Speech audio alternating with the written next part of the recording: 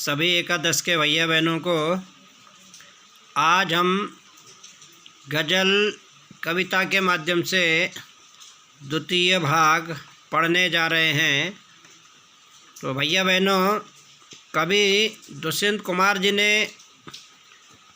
इससे प्रथम वाले भाग में कहा था कि न हो यहाँ दरख्तों के साए में धूप लगती है, चलो यहाँ से चलें उम्र भर के लिए। कवि ने कहा है कि जहाँ पर बोल किसी का सम्मान न हो, उस स्थान पर बोल रहना नहीं चाहिए और वहाँ से हमेशा के लिए चला जाना चाहिए।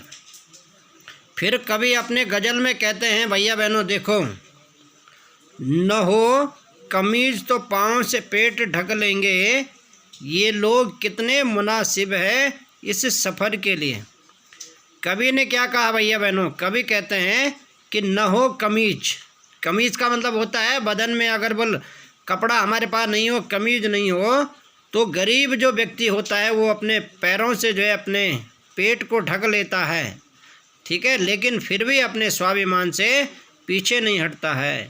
तो कवि कहते हैं कि ऐसे लोगों की तारीफ़ की है कवि ने कि ये लोग कितने मुनासिब माने योग्य हैं इस सफ़र के लिए। ये कठिनाई वाला जो सफ़र है, इस सफ़र के लिए बोले ये लोग कितने योग्य हैं, अर्थात ये स्वाभिमानी जो लोग हैं, इन लोगों के लिए कवि ने कहा है कि अगर जो है इन लोगों की ओर ध्यान नहीं दिया जाता है तो वे लोग किसी के आगे झुकते भी नहीं हैं। कवि कहते हैं खुदा नहीं न सही आदमी का ख्वाब सही। खुदा माने होता है भगवान, नहीं अगर बोल ईश्वर ने अगर आपको कुछ नहीं दिया है और आदमी ने भी आपको कुछ नहीं दिया है, और आदमी का ख्वाब न सही। ख्वाब का मतलब होता है एक सपना देखना।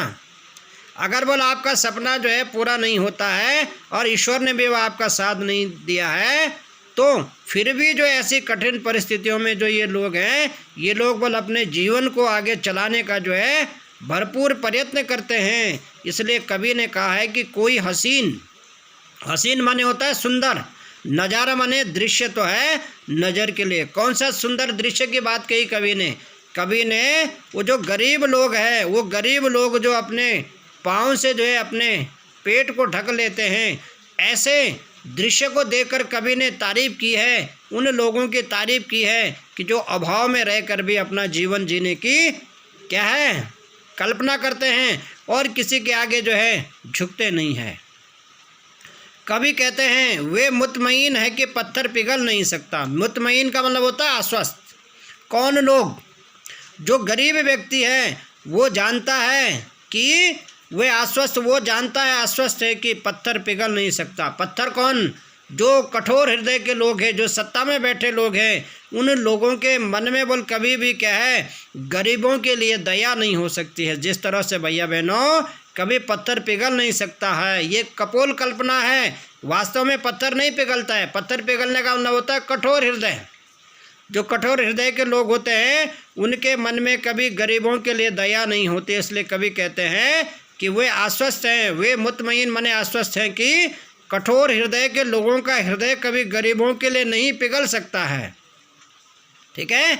और कभी कहते हैं कि मैं बेकरार हूँ। बेकरार का मतलब होता है बेचैन हूँ आवाज़ में असर के लिए। कभी कहते हैं कि मैं ऐसी आवाज़, किसकी आवाज़?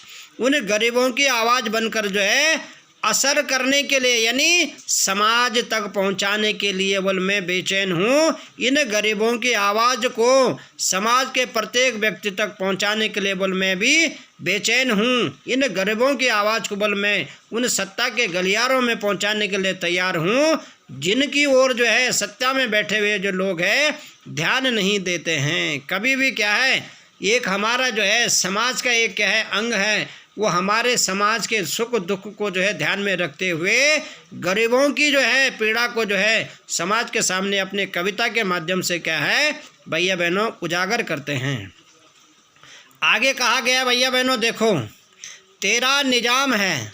कवि कहते हैं तेरा निजाम है सिलदे जुबान शायर की। कवि कहते हैं तेरा मने तेरा, निजाम मने शासन, है मने है, सिलदे जुबान शायर की। कभी कहते हैं कि कभी कभी बोल ऐसा भी होता है कि सत्ता में बैठे जो लोग हैं वो कभी बोल अपनी दबंगई दिखाने पर जो है कभी क्या है दबंगता से जो है शायरों की या पत्रकारों की जुबान को भी बंद कर देते हैं अपनी गुंडागर्दी से या अपनी दबंगता के कारण। कभी जो है चैलेंज कर रहे हैं उनको, उस सत्ता में बैठे हुए उस शासन को चैलेंज कर रहे हैं, अर्थात चेतावनी दे रहे हैं। चैलेंज अंग्रेजी का शब्द है, चेतावनी दे रहे हैं कि तेरा निजाम मने शासन है, सिल दे जुबान शायर की। जुबान सिलने का मतलब होता है मुँह बंद कराना, कि तुम बोल हमारा मुँह भी बंद करा सकते हो, कि इस तरह के जो शब्दावलियों का प्रयोग जो है सत्ता में बैठे लोगों के लिए न किया जाए।